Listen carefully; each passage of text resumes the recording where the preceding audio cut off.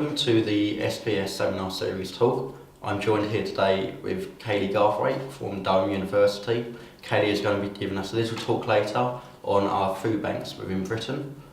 Kayleigh, can I get just a little insight over what you're going to talk about later? Yeah, so today I'm going to be talking about the research that I carried out for my book, which is Hunger Pains, Life Inside Food Bank Britain. So basically I'm going to be talking about the 18 months that I spent as both a volunteer and a researcher inside a Trussell Trust food bank in Stockton-on-Tees. So I'm going to be talking about really the people's stories behind using a food bank, why people use the food bank, what drove them there, but also I'm going to be giving a little bit of a reflection on how I did the research and how it was sort of balancing the role of being a volunteer and being a researcher.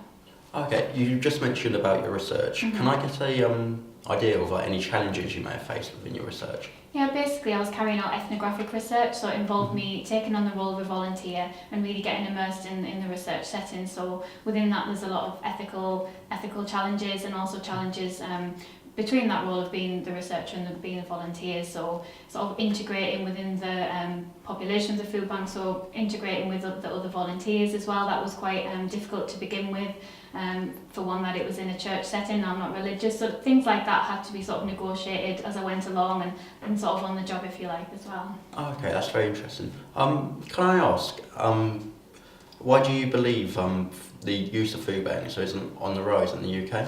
Yeah, I think there's a lot of things that are driving food bank use, but one of the main ones is definitely benefit sanctions and benefit delays. I think they account the Trussell Trust statistics, which are the main overall provider of food banks in the UK, and their statistics show that actually 50% of the reason why people are using food banks is down to those benefit sanctions and delays. Because the benefit sanction, people can be without money from between 4 weeks up to 3 years in the most extreme circumstances. So obviously if people are living on zero income, then that does drive them towards the food bank. But it can also be other things as well. For example, if people have got ill health, some caring responsibilities such as caring for sick relatives or looking after, childcare responsibilities, all those things can sort of come together and mean that people are sort of living on a very low income, and that's what sort of is driving people towards food banks. So it's all of those things coming together, really. Okay, and do you feel that there's any obvious solutions in order to solve this problem? Yeah, I think one solution you could say is that the government should be looking at less harsh sanctions, so not readily issuing benefit sanctions sort of straight away as perhaps a first response. Because I think if benefit sanctions and also benefit delays, for example, universal credit, which is being rolled out now, which is a new benefit that encompasses all other benefits, the waiting time for that already built in is 6 weeks, so people having to wait 6 weeks between their initial claim and actually receiving the benefit. So you've got two issues there, the benefit sanctions and the benefit delays, that the government are, to a large extent in control of. So I think if we looked at those issues to begin with. But then also you've got other factors such as low paid work.